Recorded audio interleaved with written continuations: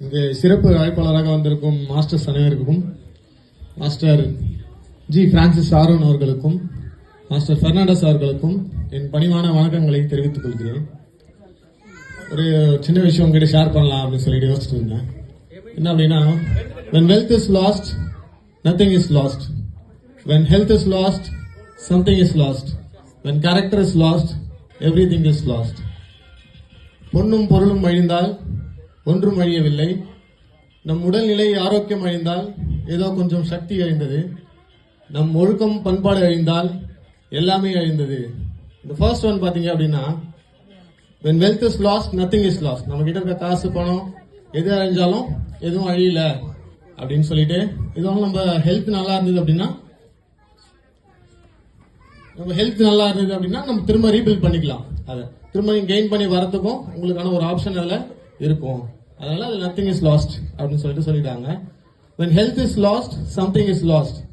நம்மளோட ஹெல்த் குறைபாடு ஆச்சு அப்படின்னா அதுல இருந்து நம்ம மீண்டு வர்றது கொஞ்சம் கடினமா இருக்கும். அதுக்கு உதவக்கூடிய ஒரு பெரிய ஒரு ஆயுதமா இருக்கிறது இந்த தற்காப்பு கலை என்பது.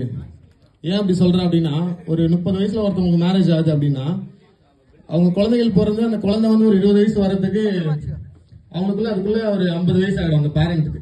அதுக்கப்புறம் ஒரு ஹெல்த் இஷ்யூனால பெட்ல படுக்கிற ஒரு நிலைமை வந்தது அப்படின்னா, அந்த குழந்தைக்கு மொத்த பாரமும், அவங்களோட ஃபேமிலியோட பாரமும் சரி, அவனோட கெரியரும் சரி, எல்லாமே அந்த குழந்தைக்கு ஒரு சொத்தை எடுத்து தர மாதிரி அந்த பேரண்ட் அவங்க கையில ஒப்படைக்கிற மாதிரி இருந்துரும்.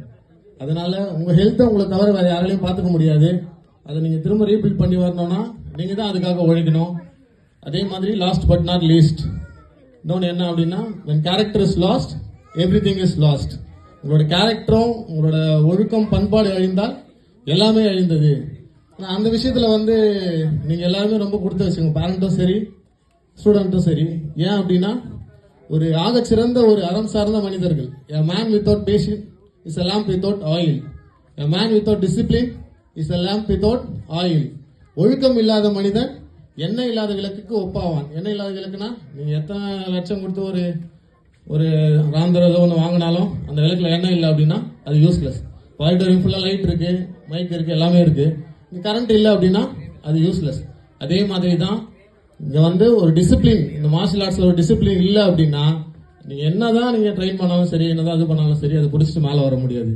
ஏன் அதுல நீங்க பாக்கியசாலின்னு சொல்றேன் அப்படின்னா, மாஸ்டர் பிரான்சிஸ் ஆரோனும் சரி, மாஸ்டர் பெர்னாண்டஸ் அவர்களும் சரி, ரொம்ப அறம் சார்ந்த மனிதர்கள் ரெண்டு பேரும். அதுக்காக ஒரு பெரிய கிளாப் பண்ணிடலாம் ரெண்டு பேருக்கும். ஸ்டாண்டிங் அவசியமே கொடுக்கலாம், எல்லாம் ஏஞ்சி கூட கிளாப் பண்ணலாம் நீங்க எல்லாரும். ஆனா அப்படியேப்பட்ட ஒரு இடத்துல நீங்க நின்றுருக்கீங்க. அதுவே நீங்க செய்த ஒரு பெரிய பாக்கியம். வாய்ப்புகளுக்கு நன்றி சொல்லி விடைபெறுகிறேன். நன்றி, வணக்கம். Thank you.